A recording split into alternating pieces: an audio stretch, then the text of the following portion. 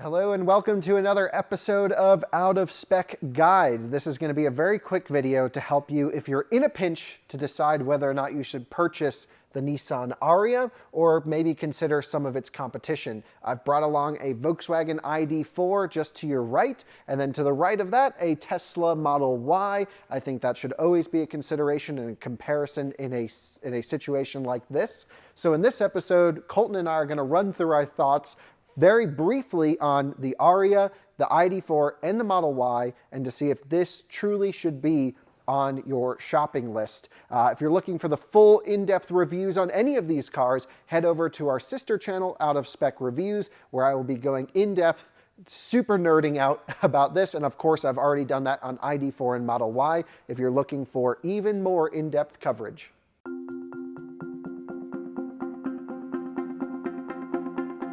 Okay, so I brought over my computer to help with some numbers just briefly because I want to walk you through the pricing category of this car and also the others. I also think it's important to note, Coleton, this is the most confusing car to spec. Insane. There are so many different trims, Venture, Engage, Evolve, and then Platinum's the easy one, that's the top one. Yeah. But I don't know which is supposed to be better than the other. No, you and I were sitting there looking at this and just chuckling going, what the heck is this? Like, yeah. So let's start with the Nissan Ariya. There's two different battery packs on offer. There's a 63 kilowatt hour and then also this one, which is an 87 kilowatt hour, 91 kilowatt hour gross. Big battery.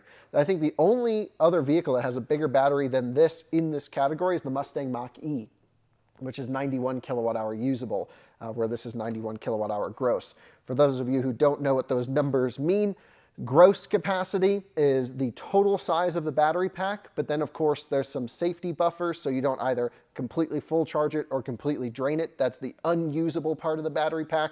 So here you can use, if you were to drive from 100% to zero, 87 kilowatt hours roughly of this battery pack.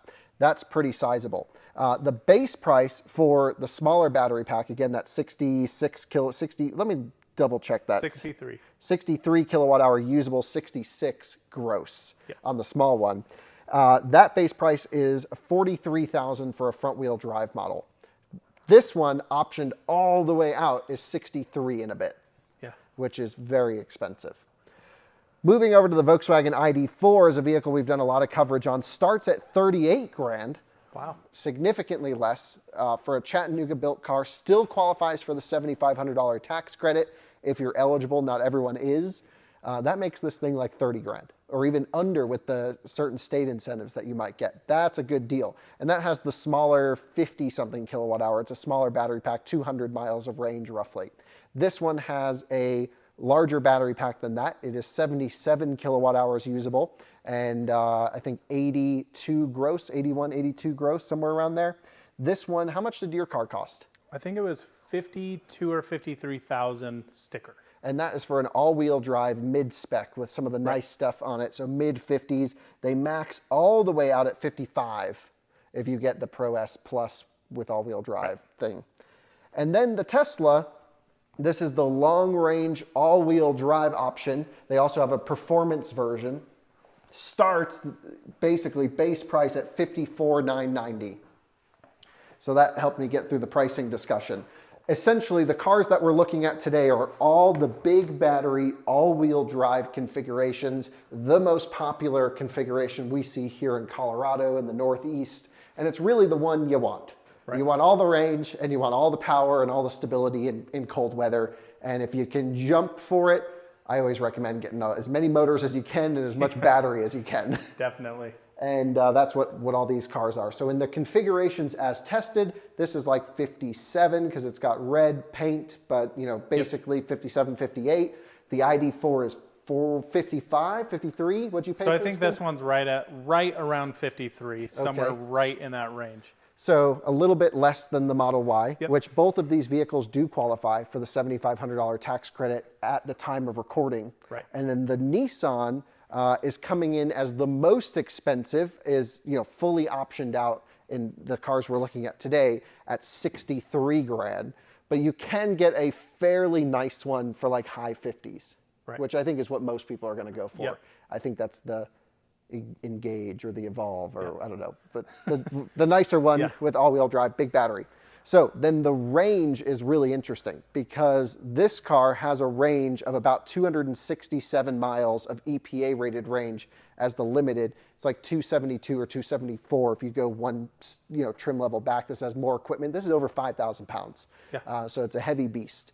The ID4, what was the range on this thing again? I think it was 230-ish. No, 255. Okay. I think. we're really doing great here. I'm looking to see if this will update in a second. Yes, the range on this one was 255 EPA. And then the Tesla coming in and smoking everyone at 330 miles of EPA rated range. But we all know the rated range doesn't always translate to daily drivability.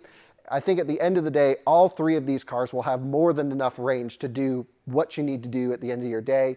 And that really, range isn't so much of a concern, in my opinion, once you start driving an electric car. What matters really are the recharge times and of course the charging curves on road trips. If you're not going on a road trip, then the range is mostly around town or commuting range. No one's gonna have a longer commute than these cars on a single charge. And if you do, you shouldn't, because that sounds terrible.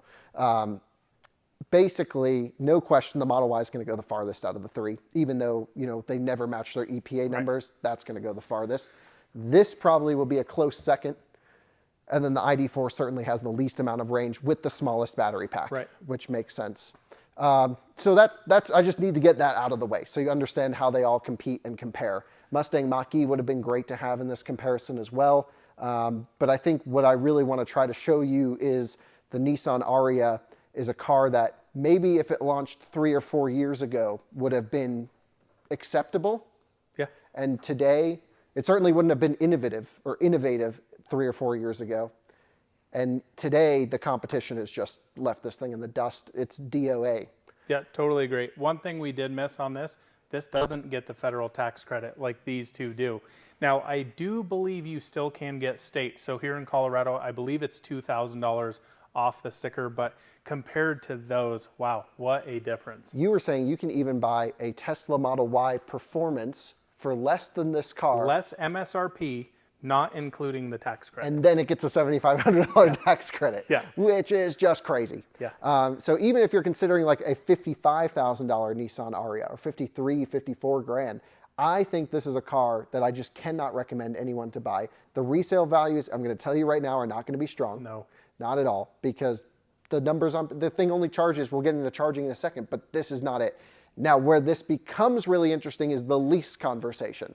If you can get a good lease on the Ariya, we're not saying it's a bad car, I'm just saying it's priced unbelievably wrong. Yeah, completely wrong, I think. It's 20 grand too expensive. Totally agree. The nice one should be 45. Yep. That's just for reference, so these two cars sitting here, the Ariya versus the ID4, this is a $20,000 price difference when including tax credits with that. Crazy. Now, not everyone can take advantage of the tax credits. A lot of people are making either too much or too little. I think if you make 300 grand a year combined, you're out. Yeah, I believe it's somewhere in there. I think it's 150,000 single and then 300,000 dual income, or somewhere right in there. Maybe it was 250. Yeah. Could be wrong. But for a lot of people that are looking at expensive cars like these, they're probably making too much money to even qualify. Right. So the tax credit may not be a consideration in its current form, and that's ever evolving. Even today, there's some things going on with the tax credit. Definitely. So it's hard to say, but it is an important thing to put into the conversation. Let's talk about the most important thing about electric cars, which is charging them. This is where it doesn't matter how good the car is, how good the driver assistance is. If it doesn't fit into your lifestyle of how you use a vehicle, it's a non-starter. Totally agree. And I think Tesla, we have to give them props, built out the best charging network in the business. You can go anywhere in the US in a Tesla and not even think about it. Not only do you just get to a Tesla supercharging station, you plug it in, there's no station activation, it's got the best charging handle. Yeah. Not only is that, it also charges faster than either of these cars here. This will charge at a peak of 259 kilowatts, which is spicy. Yeah, that's really fast. It's 100 kilowatts, over 100 kilowatts more than the Ariya. And what that means is your recharging time, the amount of time you sit at a charging station when you're going somewhere for those few trips a year, is decreased from 40 minutes roughly to like 15. Yeah, like big difference. It's really important for viewers who don't know. You don't sit at charging stations and full charge your car. No. On a road trip, you're hopping from charger to charger. Again, the way I see most of our viewers using cars, and there's always going to be the one outlier who doesn't use it this way, but you're going to charge at home most of the time. I really don't think it's good to own an EV if you don't have workplace or home charging. I could not recommend one to you. Totally agree with that. So you're going to have your everyday form of charging. It doesn't matter how long the car takes. And all of these cars will be fine for that. When you utilize the fast charging networks on a road trip, you're going to be going from here in Colorado to Phoenix, from New York down to Florida. You're going to go on these trips that people want to take the cars to fit into your lifestyle. And with Tesla, you're going to leave your house full or whatever you have. You're going to go to the farthest away supercharger you can make it to. You're going to plug in at 5 or 10%.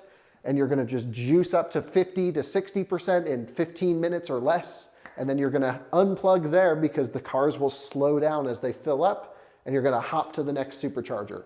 And that's where this thing just smokes everyone, is in the road trip time.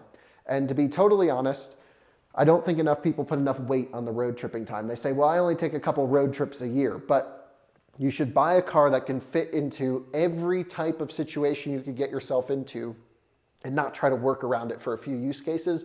This is a vehicle today that's priced really well that can do everything you need it to. Now to the ID4. The ID4 charges, especially the Chattanooga car with the SK battery pack. They're now putting the other battery packs in this thing. Yeah, I heard about that. And so you really want to make sure you have the SK battery pack if you get an ID4, because it'll charge at a peak of, I think we've seen 192 kilowatts. Yep. Pretty good. And the ID4 charges really fast down low, and it goes all the way up to a peak at around 20% state of charge, and then it starts to fall off. It's a pretty good charging car. Even up top, it really charges nicely to 80, 90%, really not that bad. And the problem is, you're going to say you want to go on a road trip. The car has the worst route planning in existence. Horrible. And you're going to get to the charging station. You're going to plug it into the station. It's going to say, now what? Yeah. And then you got to pull out your phone. Yep. And then you got to open an app and then select the charger and then swipe on the charger and hope there's enough connectivity and the charger works. Yep. And then you're going to get your free charging, which this is a car that does come with some free charging. I believe the Ariya has a free charging plan on EV Go. I don't actually know that to be true, but our commenters can let us know. Don't make a buying decision based on free charging, because 90% of your charging should be done at home. And the ID4 is a doable vehicle. Yeah, 100%. You can go on a trip. I've taken them across the country, but it requires some patience and some workaround. And I can't tell you how many times I see ID4 owners get at charging stations frustrated with their apps and trying to get the thing activated. Have you experienced that? We haven't had a ton of issues with that. We also this car hasn't been a ton of places, to be honest. I think the farthest away it's been is Copper Mountain. So like literally 2 charging stops away. We haven't had a ton of issues, but like this car, we're planning a big road trip up to Calgary area, going up to Banff. We physically can't take this car because we can't make it through Wyoming. Right, so you have to take the Tesla. Yeah, exactly. And then we get to the Ariya, which, again, the most expensive vehicle here, regardless of trim. Yes, we have the most expensive trim, and it's a peak of 135 kilowatt charging. Now, I have not tested the charging curve. I've heard that it's okay. It kind of sits flat. We're going to test it all out. That'll be on out-of-spec reviews. But for me, that's a non-starter. This is a car that is extremely expensive, has the biggest battery pack. Nissan has finally put liquid thermal management into the system after the Leaf frying batteries in the heat for the last 10 years, and it charges like crap. What's up with that? I don't know. Even AC charging is not fast. Dude, you're so right. 30 amp onboard charger. This has a 48 amp onboard charger. That has a 48 amp onboard charger. No matter what you plug this thing into, 0 to full at home's 12 hours. Yeah. On the big battery.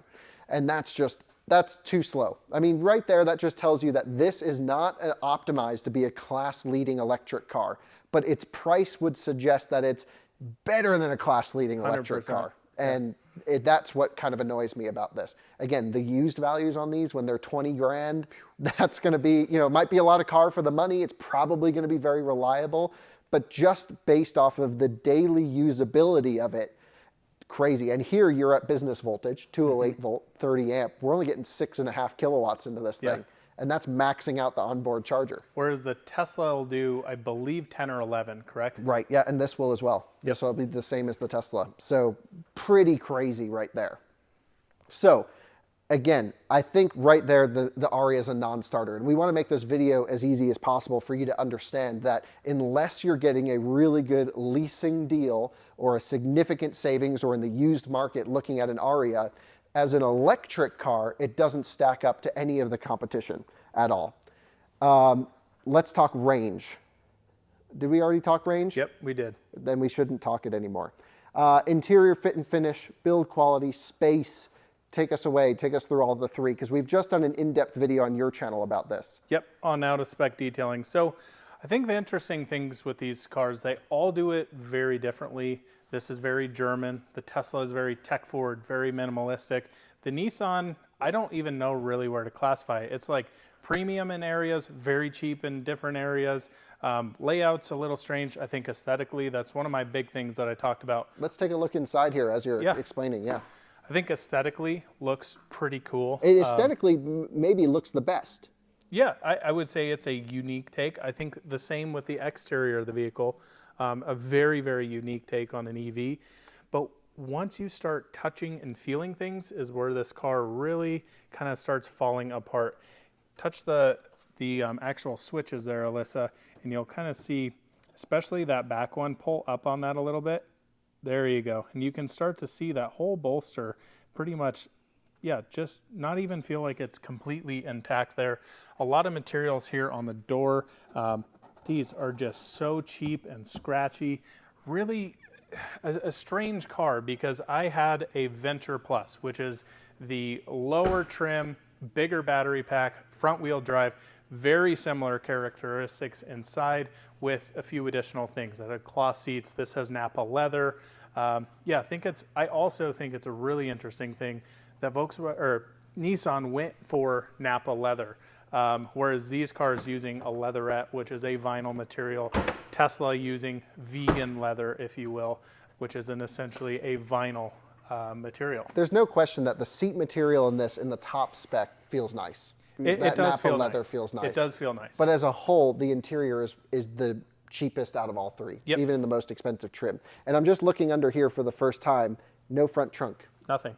And it's also a front-wheel drive-based electric car, which to me is not the move at all. Now, what's funny is I drove this vehicle's sister car, which is the Renault Megane E-Tech. Okay. And it was awesome because it was small, it was funky, it wasn't trying to be premium, it was just like a weird French little thing. Same chassis underneath, a little bit shrunk, And I loved that thing.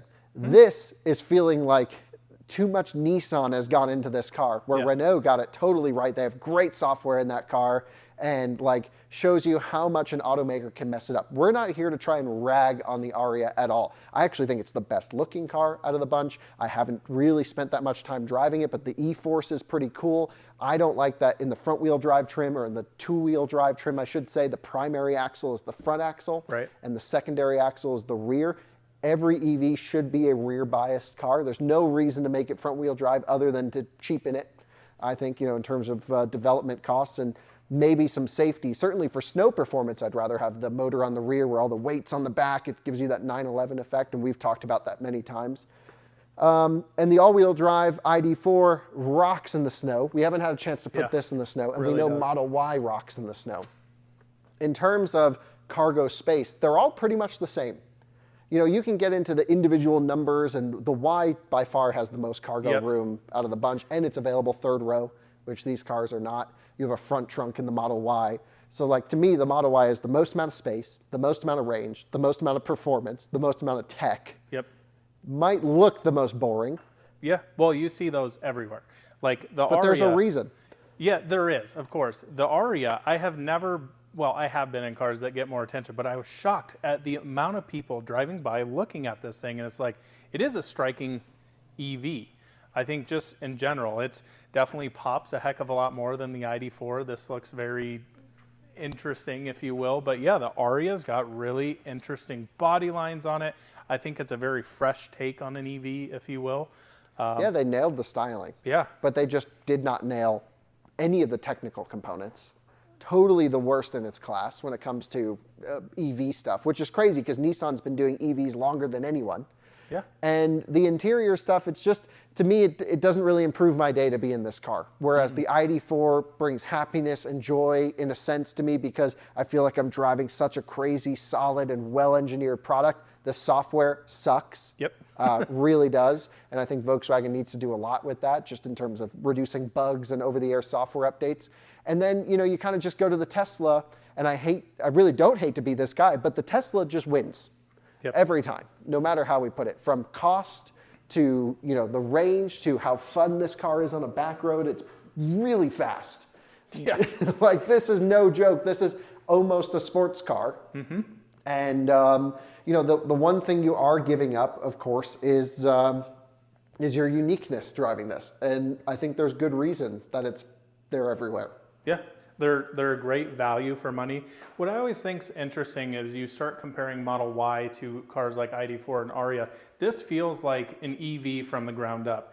The ID4 very much feels like a gasoline chassis, if you will, adapted to be an EV. The storage compartments, especially in the trunk of this thing, it is down to the ground. You have so much space. You have a usable frunk, areas in here that you can put stuff in, you know, nooks and crannies. The glove box in the ID4 or in the Ariya, the center console, there's nothing.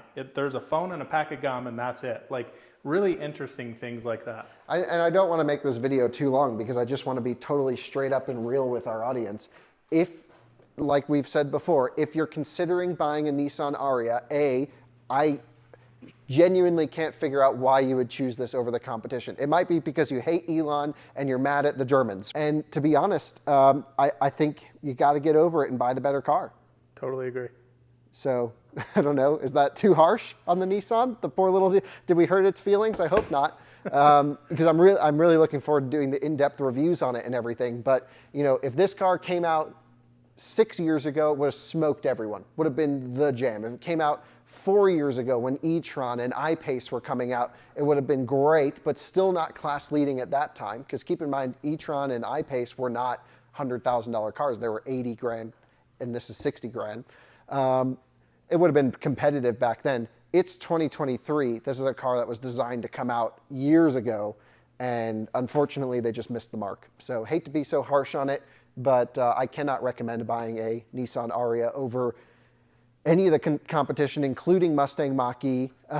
Just buy even a Q4 e-tron's a better deal than this, and that's like the worst deal of the century. And EV6, Ioniq 5, like... Dude, yeah. I know. When you start getting into those cars, which Yeah. don't have tax credits as well, like even they are way more car than this. Totally agree. So, yeah, I mean, I got to be real with you guys. There's a lot to like about the Nissan Ariya, but it's not worth writing a check for. It's definitely a car to sample.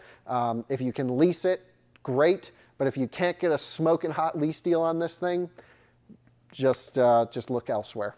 Totally agree. I've never been so harsh on a car review. See you later.